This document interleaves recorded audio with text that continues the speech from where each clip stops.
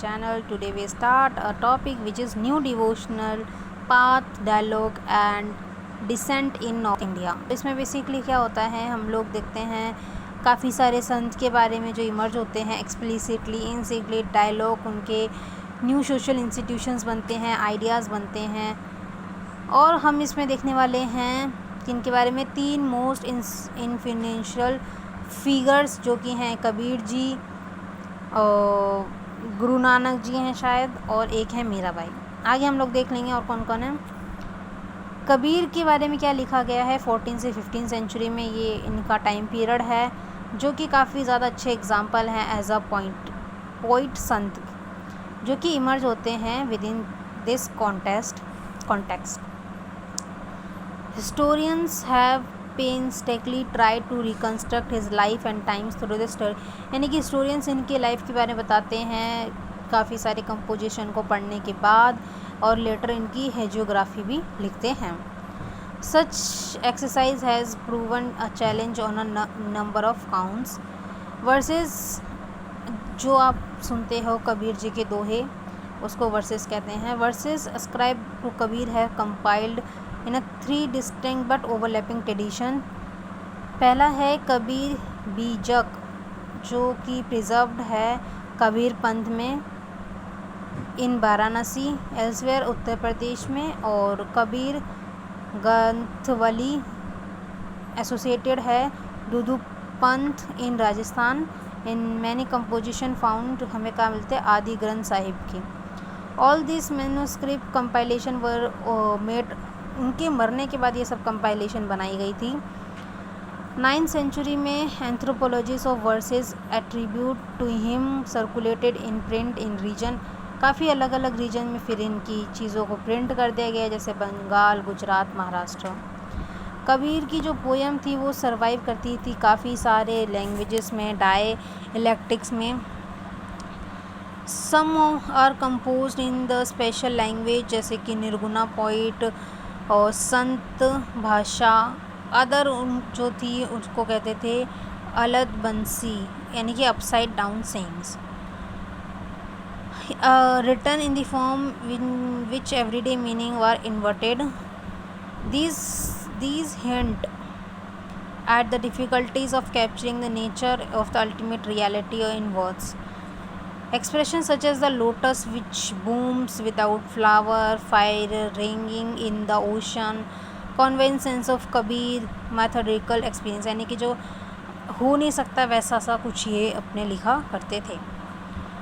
Also striking the range of tradition, Kabir drew the ultimate reality, उनने बताई थी। ये इस्लाम को भी इंक्लूड करती है एज अल्लाह, खुदा, हज़रत, पीर। आल्सो वैदिक ट्रेडिशन, जिसमें अल्क की अनसीन, निराकार, फॉर्मलेस, ब्राह्मण, आत्मा जो भी है एक्सेट्रा।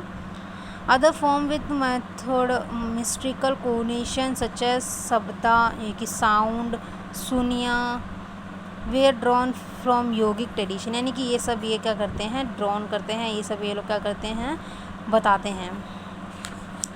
कबीर जी, वीर जी हमारे।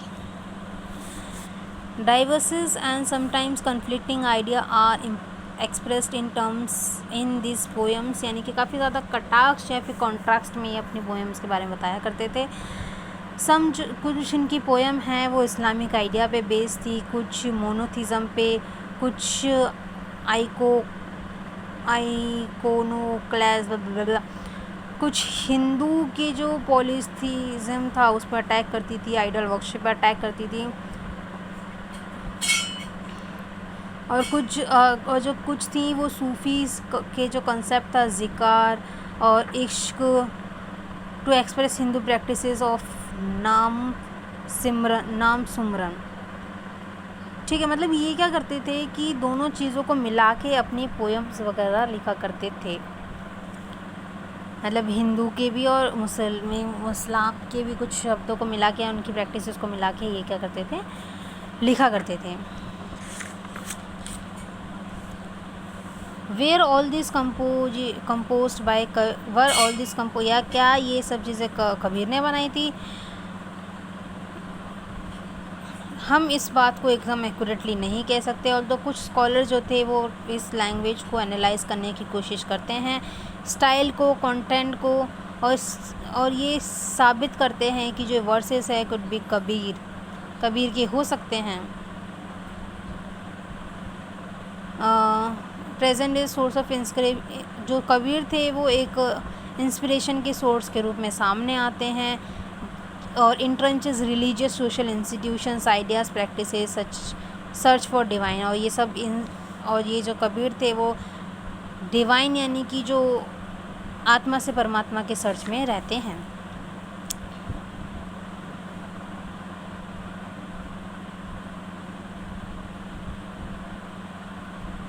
And in the region of Awadh क्या होता है, just the Kabir ideas probably crystallise through the dialogues और डिबेट। जो कबीर के आइडिया हैं वो उसमें हम छोटे छोटे टुकड़ों में उनके डायलॉग्स और डिबेट्स में with the tradition of Sufis और yogic in the region of Awadh present day Uttar Pradesh. Legacy has claim by several groups who remembered him and continue to do so. The most evident in the later debate में क्या मिलता है कि weather ही हमें कहीं कहीं देखने को पड़ता है कि ये हिंदू हैं, कहीं कहीं देखने को पड़ता है ये मुस्लिम में जन्म लिए हैं। ये अभी भी डिबेट का टॉपिक है, इनकी हेलोग्राफी में ये चीज़ रिफ्लेक्ट होती है।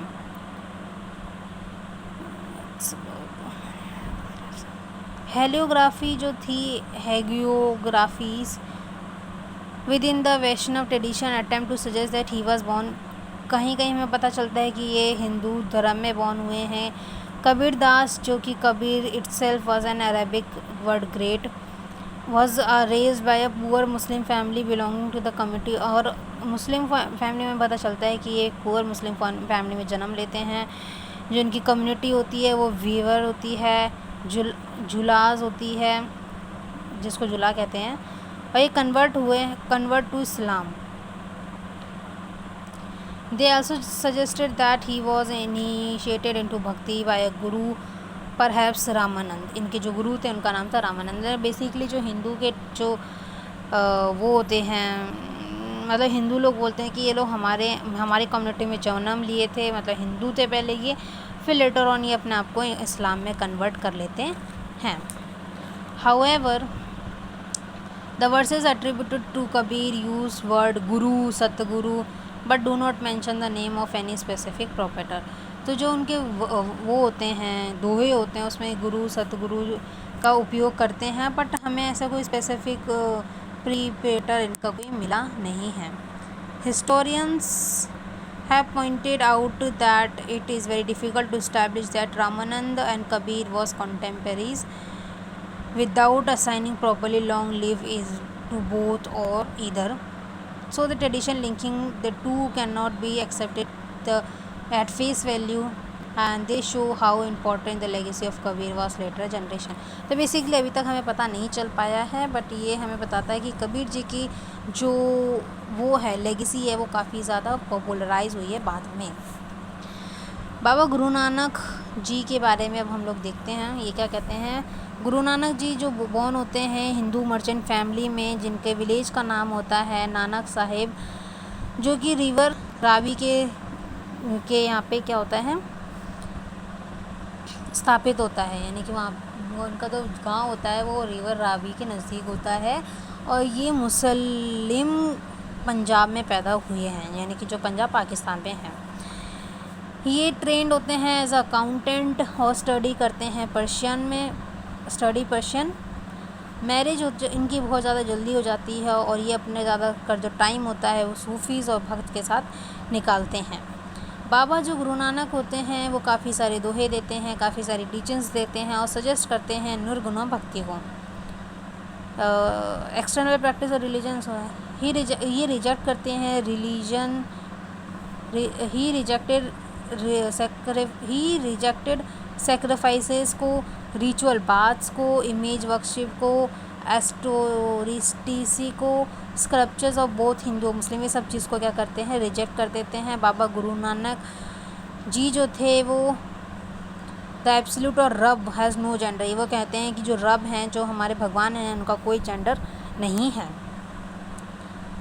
वो एक सिंपल वे में कनेक्ट करते हैं divine by the remembering repeating the divine name, यानी कि वो कहते हैं कि आप बस नाम जाप करें, उससे ही आपको भगवान मिल जाएंगे, आपको इन सब चीज़ों की कोई ज़रूरत है नहीं। एक्सप्रेसिंग जो उनके दोहा होते हैं उसको हम कहते हैं साबद इन पंजाबी लैंग्वेज और रीजन। बाबा जो गुरु नानक जी होते हैं वो कंपोज करते हैं राग्स को, अटेंड करते हैं मर्दाना प्लेड रब्बा। बाबा गुरु नानक जी होते हैं वो ऑर्गेनाइज़ करते हैं अपने फॉलोअर्स को एक कम्युनिटी के अंदर, और संगत इन्वॉल्विंग कलेक्टिव, मतलब उस सबको मिला के फिर वो क्या करते हैं वर्कशिप वगैरह करते हैं, अपने डिसाइपल्स जो होते हैं उनको टीचिंग्स दिया करते हैं। It appear that Baba Guru Nanak did not wish to establish new religion, यानी कि वो ये कहते हैं कि इससे हमें पता चलता है कि वो कोई नया धर्म नहीं स्थापित करने वाले थे। जब उनको स्वर्गवास हो जाता है तो उनके जो फॉलोअर्स होते हैं वो कंसोलिडेट होते हैं और अपनी ही एक प्रैक्टिस जो कि अलग होती है हिंदू मुस्लिम से वो शुरू करते हैं।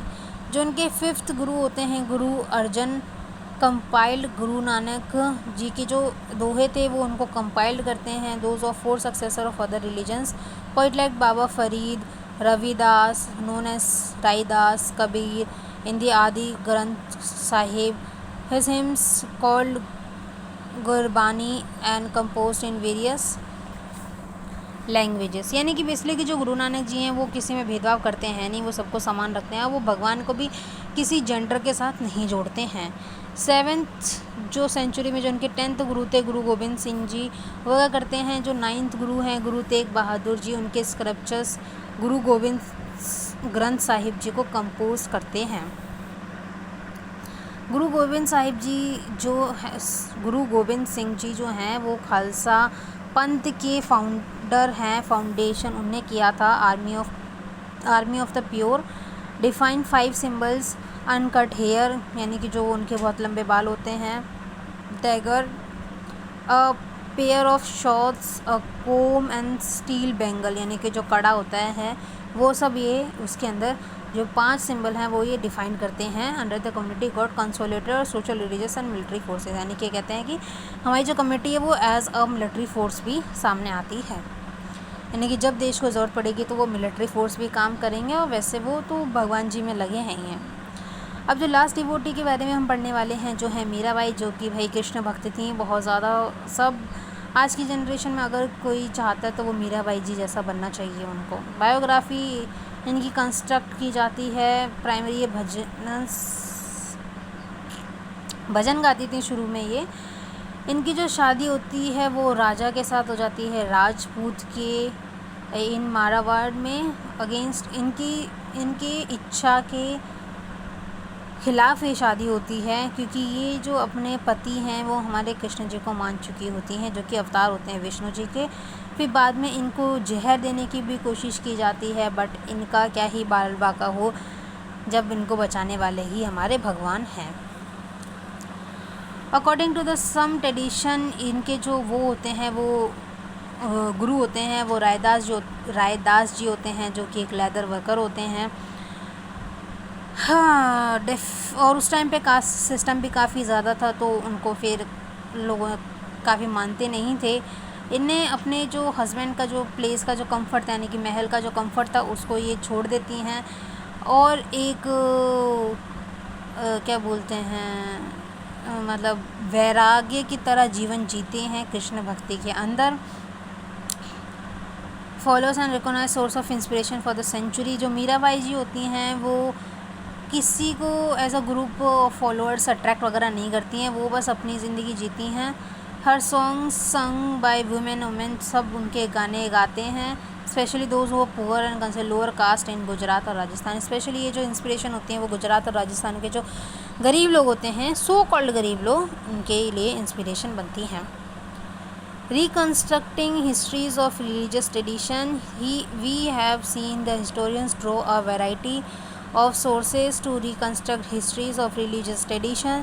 This includes sculptures, art, मतलब जो रिकन्स्ट्रक्ट की जाती है हिस्ट्री हो वो क्या इंक्लूड करती है, आर्किटेक्चर हुआ, यानी कि जो बनावट है वो, स्टोरीज़, रिलीजियस प्रेडिक्टर, कंपोजिशन जो हुआ, जो व्हेन और वीमेन ने एट्रीब्यूट किया, ये सब चीज़ें, ठीक है। तो यहाँ पे ज़्यादा है नहीं, और बाकी जितनी भी ये बॉक्सेस वगैरह हैं उसको आप खुद से पढ़िएगा। So that's all for this chapter. यहाँ पे एक टाइमलाइन दी है, you can read by yourself, and after that chapter is ended. Thank you for watching this video.